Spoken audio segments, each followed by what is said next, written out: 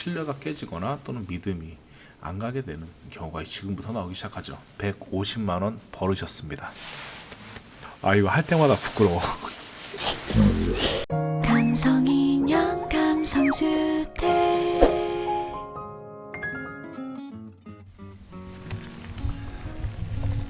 안녕하세요. 감성주택의 대표 부장 박지성입니다. 오늘은 예비건축주가 가장 궁금해하는 베스트 10, 그 중에서 세 번째 시간 파트 2, 계약 후부터 완공 기간에 대해서 이야기하려고 합니다. 지난 시간에는 건축을 시작하는 4가지 방법에 대해서 이야기를 했었는데요. 건축을 시작하는 4가지 방법, 그것에 대한 이야기가 궁금하신 분들은 위에 링크를 클릭해서 확인하시고 오시면 되겠습니다. 그리고 이제 계속해서 다음 시리즈들을 보기를 원하시는 분들은 구독, 좋아요, 알림 설정을 부탁드리겠습니다. 아, 이거 할 때마다 부끄러워. 제가 오늘은 좀 목소리가 조금 좀 작게 다운돼서 말씀드리는 이유는 지금 안쪽에 이제 미팅실에서 건축주님이 지금 저희 이사님과 이제 상담 중이세요. 그래서 조금 방해되지 않으려고 목소리 톤을 조금 낮추고 마이크를 좀 가까이 댔습니다. 자, 오늘은 이제 계약부터 완공 기간에 대해서 말씀드리려고 하는데, 자, 그 절차에 대해서 알아보도록 하겠습니다.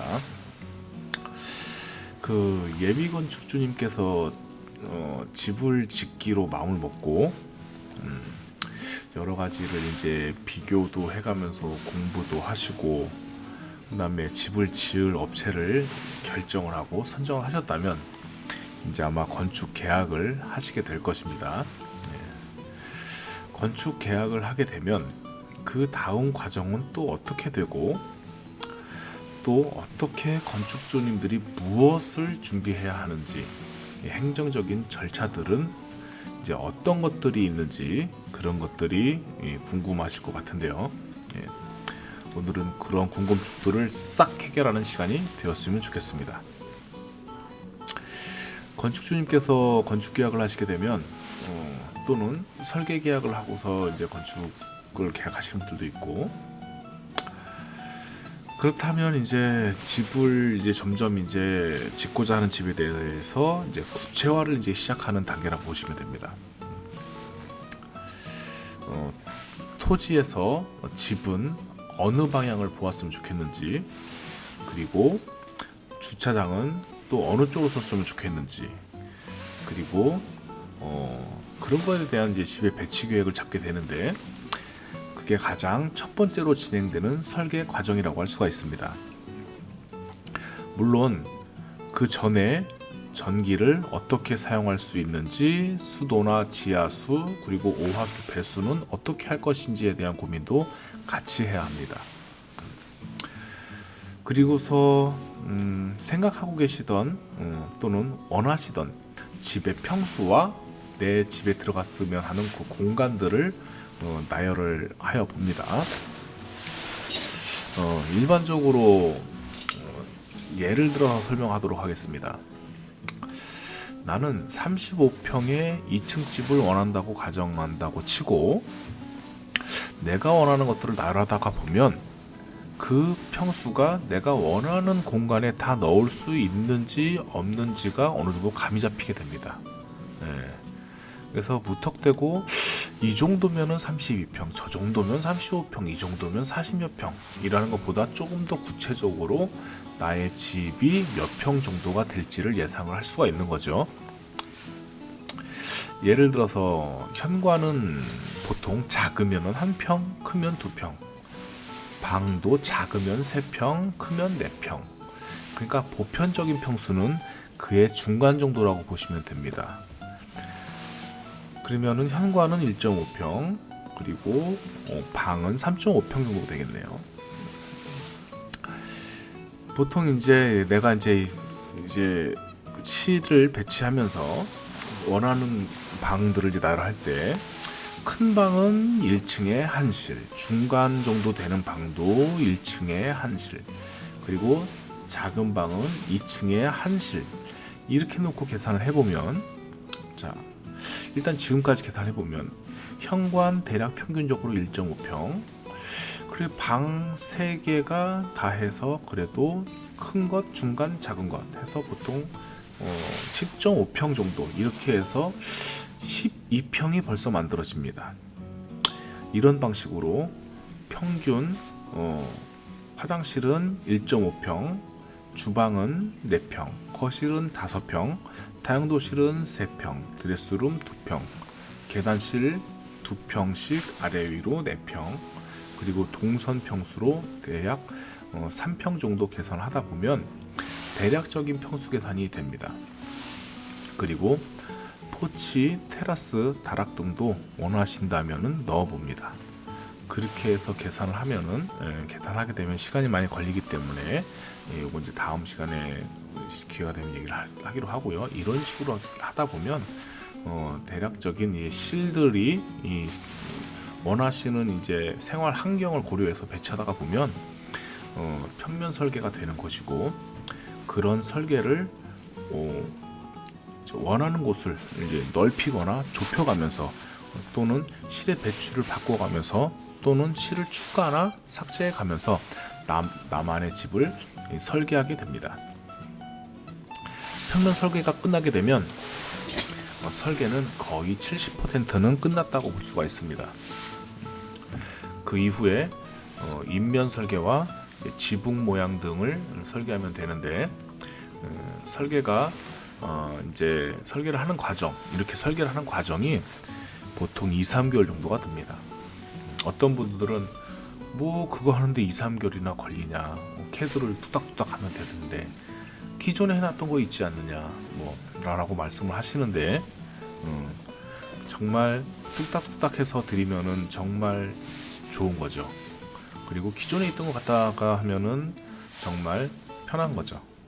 하지만 단독주택은 대부분이 다 맞춤 설계로 이루어지기 때문에 땅의 방향이라든가 생활하시는 분들의 가족 수, 그리고 모든 동선에 대한 그 생활 패턴에 대한 맞춤을 하는 것이기 때문에 막상 설계를 시작하시게 되면 건축주님들이 왜 2-3개월 정도 걸리는지 아시게 됩니다.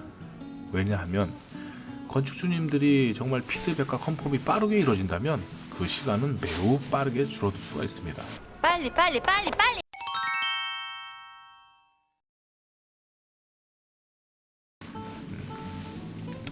자, 아무튼 설계가 끝나게 되면 계약할 때와는 이제 많은 변화가 있을 것입니다. 계약할 당시에는 보통 이제 어바웃한 금액으로 이제 집을 계약을 했겠지만, 설계를 하면서 변화된 평수가 늘어났다던가 줄었다던가 또는 선택 옵션들, 이런 것들이 들어갔을 확률이 굉장히 높습니다. 그때 다시 변동 내역서를 작성하게 되는데, 그때 거의 웬만한 건축비에 대한 금액이 결정이 됩니다. 그리고 나서 인테리어 설계를 통해서 내부에 들어갈 인테리어 공사라든가 또는 타일, 조명, 마루 또는 도어, 기타 등등 이런 자재들을 건축주님과 미팅을 하면서 모든 것들을 선택을 하게 됩니다. 그때도 이제 선택에 따라서 대략 500만 원에서 1000만 원 정도는 비용이 상승할 것이 일방적입니다. 이제부터는 착공을 위한 행정적인 일들이 진행되기 시작합니다. 먼저 건축 허가를 대행할 건축사와 용역계약을 맺습니다.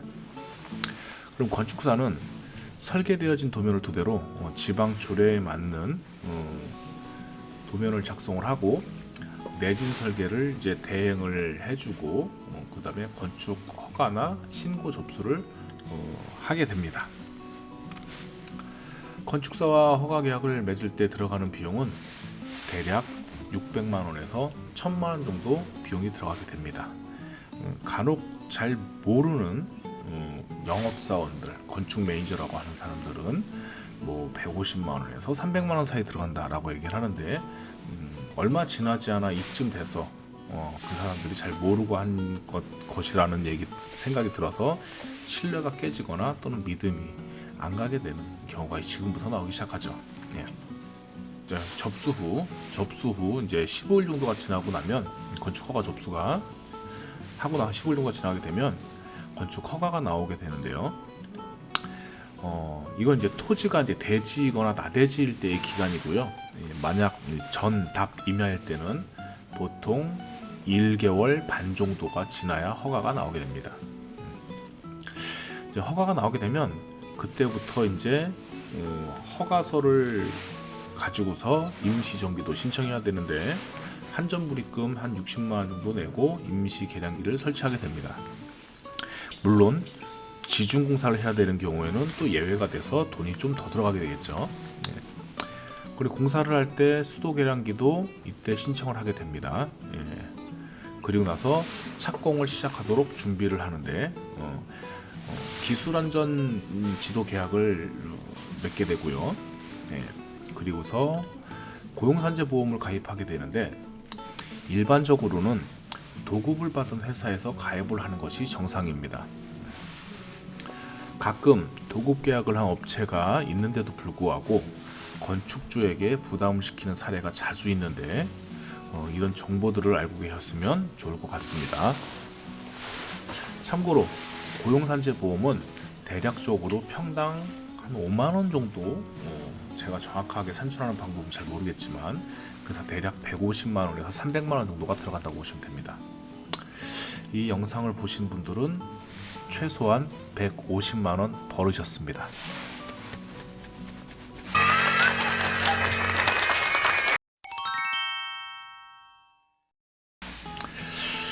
기술지도 계약도 1회에 15만원에서 20만원, 어떤 지역에 따라서 25만원 정도를 받는 것도 있는데 1개월에 2회 정도 하고 보통은 6회 정도 계약을 하게 됩니다. 기술안전 지도 계약은 건축주님께서 부담하시는 게 일반적이지만 계약 내용에 따라 건축업체가 부담하기도 합니다. 그리고 현장 대리인과 계약을 맺고 현장 대리인 계약금은 일반적인 회사라면 건축주에게 부담시키지 않는 것이 일반적이고요. 보통 건축주님께 부담시킨다면 대략 한 300만원 정도 아마 부담을 하게 될 겁니다. 이렇게 하면 착공을 위한 준비가 다 끝나게 됩니다. 건축 허가가 나오고 나서 착공을 준비하는 기간도 대략 10일 정도 소요가 됩니다. 정말 숨도 안 쉬고 달려온 것 같지만 그 기간만 설계가 벌써 2개월 걸렸고요. 빠르게 허가가 한 1개월 정도 걸렸고요. 착공 준비까지 해서 대략 한 3, 4개월 정도 지나온 시간이 됩니다. 이제 정말 공사가 시작이 됩니다. 가자!